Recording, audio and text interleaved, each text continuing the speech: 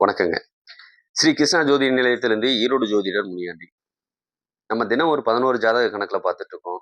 அதுல இப்ப நம்ம பார்க்கக்கூடியது 7வது ஜாதகம். இந்த 7வது ஜாதகம் 30/10/1996ஆம் ஆண்டு பிறந்தவங்களோட ஜாதகம். உங்களுக்கு இன்னையோட 29 வயசு முழுசா பூர்த்தி பண்றீங்க. நீங்க பிறந்தது புதன்கிழமை. மிருகசீரிஷ நட்சத்திரத்துல பிறக்குறீங்க. அதாவது ரிஷப ராசியில நீங்க பிறக்குறீங்க. மிருகசீரிஷ நட்சத்திரத்துல இருக்கு. இந்த மிருகசீரிஷ நட்சத்திரத்தோட புதன் சேரும்போது, செவ்வாய் சேரும்போது சில விஷயங்கள்ல தடை ஏற்படும். இடம் சம்பந்தப்பட்டது, வீடு சம்பந்தப்பட்டதுல தடை ஏற்படுத்துவாங்க. காதல்ல தடை ஏற்படும். புத்திசாலித்தனம் தடை ஏற்படும். புத்தி கூர்மையில தடை ஏற்படும். அப்படிங்கிறதை நம்ம புரிஞ்சுக்கலாம். இன்னொன்னு, நிலம் சம்பந்தப்பட்டதுல நமக்கு பாதகத்தை குடுக்கறது, மத்தவங்களுக்கு விக்கிறது, வைக்கிறது, அதுல லாபத்தை குடுக்கும். மிருகசீரிஷ நட்சத்திரத்துக்கு உண்டான குணம் என்ன அப்படின்னு பார்த்தீங்கன்னா, சில சமயம் புத்திர சோகம் இல்லைன்னா புத்திர தோஷத்துல உட்கார்ந்திருக்கக்கூடிய அமைப்பு. இந்த மிருகசீரிஷ நட்சத்திரத்துக்கு ஒரு கதையை சொல்லணும்னா, சந்திரமுகி படத்தை எடுத்துக்கலாம். அதுல ரஜினி கேட்பாரு வடிவேல்ட்ட, "என்ன அப்படின்னா, உங்க நட்சத்திரம் என்னன்னு?" கேட்பாரு. அவங்க சொல்லுவாங்க, நட்சத்திரம் என்னோட மிருகசீரிஷங்க அப்படிம்பாரு. ஐயோ! அது பயங்கரமான நட்சத்திரமாச்சே அப்படிம்பாரு. எல்லா மதத்திலயும் ஒரு நட்சத்திரத்துக்கு மதிப்பு உண்டு. அது எந்த நட்சத்திரம் அப்படின்னு சொன்னா மிருகசீரிஷ நட்சத்திரம். அது கிறிஸ்டினும் சரி, முஸ்லீமும் சரி, இந்துலயும் சரி. அதுக்குன்னு ஒரு தனி குணம், தனி வளர்ச்சி உண்டு. காரணம் என்னன்னா, இது புத்திர சோகம், புத்திர தோஷத்த குடுக்கறதுனால. அதே படத்துல வடிவேலு ஒரு சீன்ல நெனைப்பாரு, 8 வருஷம் நமக்கு குழந்தையே இல்ல சொர்ணம் அப்படின்னு. அது தெரிஞ்சு எடுத்தாங்களோ, தெரியாம எடுத்தாங்களோ, ஆனா அந்த நட்சத்திரத்தோட பலன் அதுதான். சில சமயம் குழந்தைய குடுக்காது. இல்லைன்னா உங்களுக்கு கண் முன்னாடி குழந்தை பிறந்து இறக்க வேண்டிய சூழ்நிலையை கொடுக்கும். கருத்தடை ஏற்படுத்தக்கூடிய அமைப்பு. அதாவது கர்ப்பப்பையில இருக்கும்போதே களையக்கூடிய அமைப்பை நீங்க அனுபவிச்சிருப்பீங்க. உண்டா இல்லையான்னு நீங்க கமெண்ட் பாக்ஸ்ல கமெண்ட் போடுங்க. சரிங்களா? சரி. மிருகசீரிஷ நட்சத்திரத்துல பிறந்தவங்க வே, ஓ, வா, கி இந்த பெயர் நாமம் கொண்டவங்களுக்கும் இந்த பலன் பொருந்தும் அப்படின்னு எடுத்துக்கலாம். சதுர்த்தி, தேய்பிறை திதியில நீங்க பிறந்திருக்கீங்க அப்படிங்கிறது. நீங்க பிறக்கும்போது செவ்வாய் தசை ஓடிட்டு இருந்திருக்கும். அதுக்கப்புறம் பார்த்தீங்கன்னா, ராகு தசை 18 வருஷம் நீங்க அனுபவிச்சிருப்பீங்க. அடுத்தது குரு தசை. இந்த குரு தசை தான் இப்போதைக்கு ஓடிக்கிட்டு இருக்கக்கூடிய அமைப்பு. 16 வருஷம் குரு தசைய அனுபவிக்கிறீங்க. அப்பன்னா ரிஷப லக்கணத்துக்காரங்களும், துலாம் லக்கணத்துக்காரங்களும் முழுசா பாதிக்கப்படுவாங்க. துலாம் லக்கணத்துக்காரங்க கடன், நோய், வம்பு வழக்கு பிரச்சனை, போலீஸ் ஸ்டேஷன், கோர்ட் போறது, தீராத ஒரு பிரச்சனைய குடுக்கறது, வாலண்டியரா ஒரு பிரச்சனையில போய் மாட்டிக்கிறது, இதெல்லாம் நீங்க செய்வீங்க. இதே ரிஷப லக்னமா இருந்ததுன்னா 8.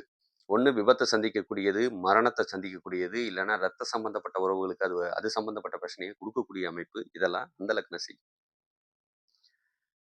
சரிங்களா? உங்களுக்கு குபேர புள்ளி ரேவதி நட்சத்திரம், அ மீன ராசியை சேர்ந்ததும், அதிர்ஷ்ட புள்ளி பரணி நட்சத்திரம், மேச ராசியை சேர்ந்ததும் உங்களுக்கு அமையக்கூடிய அமைப்பு.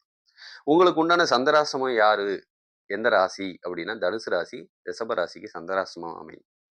சரி. இதே நாடி முறைப்படி நம்ம பலன் எடுக்க ஆரம்பிச்சோம்னா, எப்படி பலன் அப்படின்னா, நல்ல கோபத்துக்கு, ரோசத்துக்கும் சொந்தக்காரரு, நிலபுலன்களுக்கு சொந்தக்காரரு, அரசு சம்பந்தப்பட்ட ஏதாவது ஒரு செக்டாருக்குள்ள இருக்கக்கூடிய அமைப்பு, இல்லைன்னா ஏதாவது டெண்டர் எடுக்கக்கூடிய அமைப்பு, இதெல்லாம் உங்களுக்கு குடுக்கும். பொண்டாட்டிய நீங்க விட்டே குடுக்க மாட்டீங்க, அந்த சூழ்நிலை. உங்கள விட வயசுல மூத்த பெண்களோட சிறு வயசுல சகவாசம் ஏற்பட்டிருக்கலாம். அந்த சகவாசம் பின்னாடியும் தொடரும் அப்படிங்கிறதையும் நீங்க புரிஞ்சுக்கணும். வேண்டாத கெட்ட பெயரை இது குடுக்கும் அப்படிங்கிறதும் பார்த்துக்கணும். மனைவி கொஞ்சம் உடல்நல பாதிக்கப்படக்கூடிய அமைப்புக்கு போவாங்க. சரிங்களா? திருப்தியே அடையாத மனைவி. நீங்க எத்தன செஞ்சாலும் திருப்தி அடைய மாட்டாங்க. ஆனா ரொம்ப நல்லவங்களா இருப்பாங்க. அப்படிங்கிறதையும் புரிஞ்சுக்கலாம்.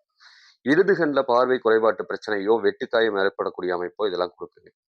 உங்களுக்கு ஒரு பல்லு கீழ விழுந்துச்சுன்னா, அந்த பல்ல நீங்க கட்டணும்னு பார்த்தாலும் கட்ட முடியாது. இல்லைன்னா பல்லு உடையக்கூடிய தன்மையை இது கொஞ்சம் குடுக்கும். கொஞ்சம் அதுக்கும் கவனமா இருங்க. அரசு சம்பந்தப்பட்ட வேலை நல்ல லாபத்த குடுக்கக்கூடிய அமைப்பு உங்களுக்கு நல்லாவே இருக்கு. நெறைய தண்ணி குடிங்க, பப்பாளி பழம் சாப்பிடுங்க. இல்லைன்னா ஃபைல் சம்பந்தப்பட்ட பிரச்சனையை கொஞ்சம் அனுபவிக்க வேண்டிய சூழ்நிலை. அடுத்தது பார்த்தீங்கன்னா, நூல் துணி சம்பந்தப்பட்டதும், மெடிசின் லைன் சம்பந்தப்பட்டதும் உங்களுக்கு நல்ல லாபம். இதயம் சம்பந்தப்பட்ட பிரச்சனைய சீக்கிரமாவே அனுபவிக்க போறீங்க அப்படிங்கிறதையும் நீங்க புரிஞ்சுக்கணும். கொஞ்சம் கவனமா இருங்க. ஆஸ்பத்திரியில போய் செக் பண்ணிக்கங்க. ஒரு 3 வருஷத்துக்கு ஒருக்கா செக் பண்ணிக்கங்க. அது இன்னும் உங்களுக்கு பலத்த குடுக்கும் அப்படிங்கிறத எடுத்துக்கலாம். இதே ஒரு பெண் ஜாதகமா இருந்ததுன்னா, அதுக்கு உண்டான பலன். நீங்க ரொம்ப நல்லவங்க தான். ஆனா, உங்கள சுத்தி இருக்கவங்க உங்கள கெட்டவங்களா மாத்திருவாங்க அப்படிங்கிறதையும் புரிஞ்சுக்கங்க. ஃபோன்னால உங்களுக்கு கண்டிப்பா பிரச்சனை வரக்கூடிய அமைப்பு தான். என்னடா எல்லாத்துக்குமே அதே தான் சொல்லிட்டு இருக்கான் அப்படின்னு நினைக்க வேண்டாம். என்ன காரணம்னா, இந்த சுக்கிரன் போய் ராகுவ தொட்டா, இதே பெண்கள் ஜாதகமா இருந்ததுன்னா கண்டிப்பா பிரச்சனைய குடுக்கும். சில கணவன்மார்கள் சொல்லி வெளிய சொல்ல முடியாது. நல்லா புரிஞ்சுக்கங்க. கோர்ட் கேஸ்க்கு இப்ப போகுது. அத வெளிய சொல்ல முடியாத சில பிரச்சனைகளும் இப்படியும் குடுக்கும். அப்படிங்கிறத நம்ம கணக்கு போடுவோம். உங்களுக்கு கிடைச்ச கணவன் ரொம்ப ரொம்ப நல்லவனா இருப்பான் அப்படிங்கிறதையும் புரிஞ்சுக்கங்க. உங்களுக்கு பீரியட் சம்மந்தப்பட்ட பிரச்சனை, வயித்து வலி சம்மந்தப்பட்ட கோளாறுகள நல்லாவே ஏற்படுத்தும். அரசு சம்மந்தப்பட்ட துறையோ, மருத்துவத் துறையோ, இல்லன்னா நர்சிங் சம்மந்தப்பட்ட துறையோ உங்களுக்கு நல்ல லாபத்த குடுக்கும் அப்படிங்கிறத எடுத்துக்கங்க. சரிங்களா? இந்த ஜாதக ரீதியா வேற எதுவும் தகவல் தேவைப்பட்டா, ஸ்ரீ கிருஷ்ணா ஜோதிட நிலையத்தை அணுகுங்கள். உங்களுக்கு உண்டான துல்லிய பலன் குடுக்கப்படும் அப்படிங்கிறத சொல்லிக்கிறேன். மிக்க நன்றி, மிக்க நன்றி. வாழ்க வளமுடன்.